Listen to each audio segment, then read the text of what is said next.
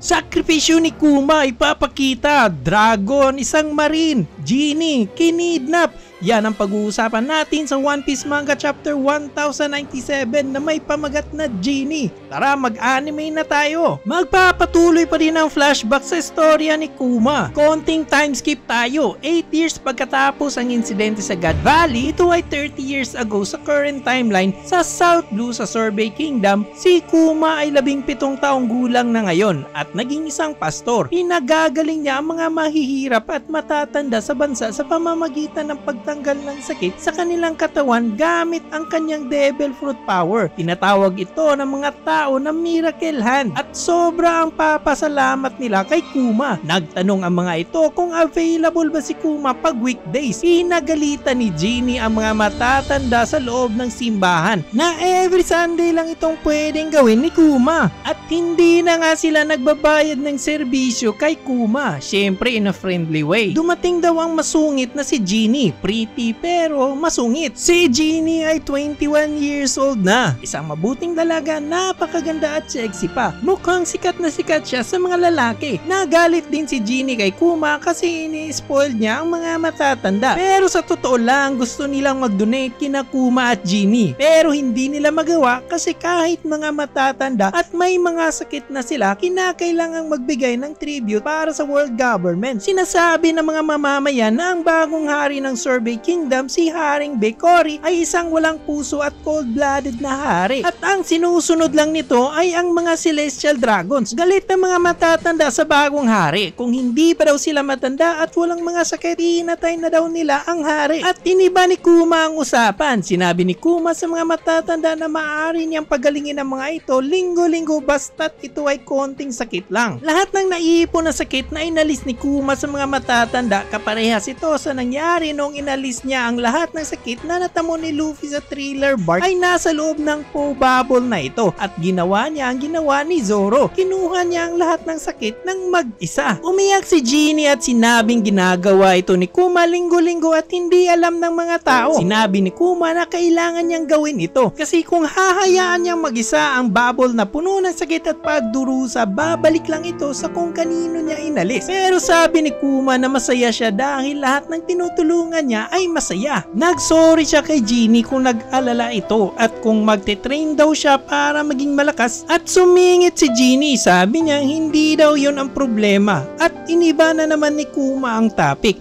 Alam niya talaga ang kahinaan ni Genie. 25 years ago, 22 years old na si Kuma, hiniling ni Genie kay Kuma na pakasalan siya, ngunit tumanggi si Kuma. Galit na galit si Genie at pinipilit pa rin niya ito. Gusto ni Kuma na maging masaya sila, ngunit naaalala niya ang malungkot na nakaraan ng kanyang mga magulang at ayaw niyang mangyari ito kay Genie. Binago ni Kuma ang topic at sinabi kay Genie ang tungkol sa balita kay Dragon at ng Freedom Army. Ang cool daw ni Dragon at sa tingin niya, isa itong hero. Sinabi ni Kuma na gusto niyang pumunta sa dagat balang araw para tumulong at iligtas ang maraming tao. Iyon ang paraan na gusto niyang mabuhay. Ang dalawang bata sa huling kabanata na nang-api kay Kuma, ang may sombrero ay nagngangalang Gyogyo, ay nagdala ng maraming isda kina Kuma kasi meron silang crush kay Genie. O diba, nabugbog tapos na in love? 22 years ago, isang malaking insidente ang nangyari at si Kuma ay 25 years old na ngayon. Sinabihan niya ang isang hukbo ng sundalo na palayain ng mga taong kinidnap nila. Sabi ng sundalo ng hari kung kinakalaban ba sila ni Kuma. May mga tao sa paligid na nakakakilala kay Kuma na isang pastor sa Southern City. Sinabi ng isang sundalo kay Kuma na nagbago na ang mga batas sa Sorbet Kingdom. Nakasaad sa bagong batas na malaya silang gawin kahit ano at gamitin kahit na sino sa Southern City. Dahil plano nilang gawing alipin ang mga nahuli nilang mga tao, nagalit si Kuma at inatake nila sila ng kanyang Ursus Shock. Pagtataksil ang sigaw ng isang tumilapon na sundalo. Sinabihan ang hari ng kanyang tagapagsalita na sumusobra yata ang bagong batas, pero sabi ng hari na masasanay din ang mga tao. Ipinaliwanag ng hari na ang Sorbet Kingdom ay mahahati sa dalawang bahagi. Ang hilagang bahagi na magiging tunay na Sorbet Kingdom at ang ibabang bahagi kung saan nakatira ang mga matatandang hindi makapagbayad ng tribute. Nasa southern ibang part o ibabang bahagi din ng simbahan ni Kuma. Naniniwala ang hari na sa paggawa nito uunlad ang Sorbet Kingdom. Sa next panel, pinakita sina Kuma, Genie at tatlong iba pang mga tao kabilang ang dalawang batang ito sa isang selda ng kulungan. Suot na ni Kuma ang kanyang signature hat. Tinanong ni Kuma kung bakit sila inaresto. Sagot pa ni Genie nang gulo sila para palayain si Kuma pero bugbog burn na sila at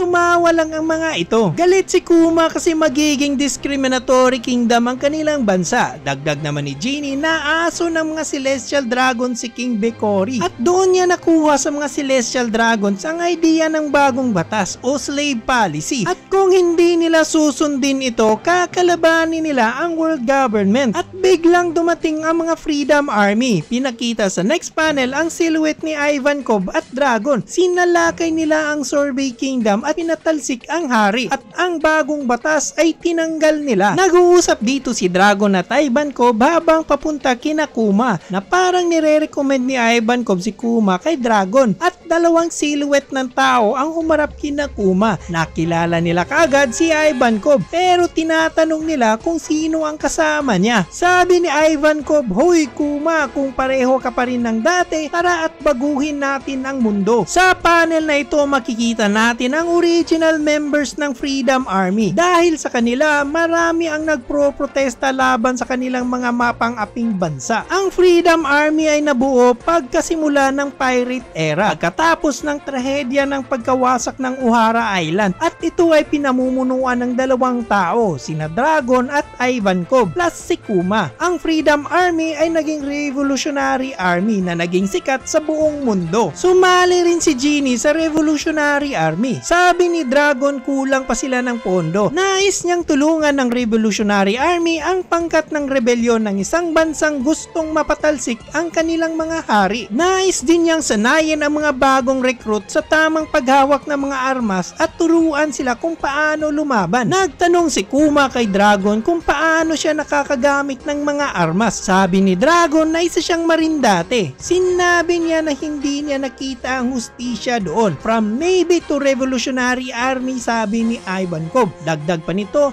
na gusto lang talaga ni Dragon tumulong sa mga tao. At dahil dito sinabi ni Kuma na susundan niya si Dragon. Sinabi ni Dragon na hindi niya bibiguin si Kuma. Another 8 years ang lumipas. Paminsan-minsan ay bumabalik si Kuma upang bisitahin ang kanyang simbahan at masaya ang mga tao pag umuwi si Kuma. 14 years ago sa isang hindi pinangalanang bansa, nandoon ang grupo ni Genie. Siya na ngayon ang Eastern Revolutionary Army Captain. Masayang masaya siya kasi bukas magkikita at makakasama nila ang division ni Kuma. Sa maliit na panel na ito habang nagbibiruan sila Genie, may pinakitang paanan nakaboots. Punta naman tayo sa Baltigo, ang main headquarters ng Revolutionary Army. Nakatanggap si Dragon ng balita na kinidnap si Genie. Sinabi sa nag-ulat na mayroong hindi inaasahang kaaway at isang ang nakakabahalang balita. At dito nagtatapos ang One Piece Manga Chapter 1097. Parang klaro na sa atin na si Genie ang ina ni Bonnie. Diba nga pangalan pa lang nakarhyme na. Pero ang tanong, sino ang kumuha kay Genie? Sa panel na ito may pinakita na nakaboots at malamang ito ang sinasabing unexpected enemy na kumuha kay Genie. Pero yun nga, boots lang ang ipinakita. Base sa mga nangyayaring flashbacks mula noong sa God Valley incident, ang duda ko dito na suspect ay si Garling. Kaso iba yung suot na boots ng batang Garling kumpara sa boots dito. Pero kung titingnan mo, ang boots ng matandang Garling ay parehong pareho. Baka hinahunting nila ang lahat ng nakatakas sa God Valley incident. Pero posibleng si Saint Saturday o mga admirals. Pag-usapan natin yan sa ibang video. Kung nagustuhan nyo ang video na ito, huwag kalimutang pindutin ang like at subscribe button. Malaking tulong ito sa ating channel.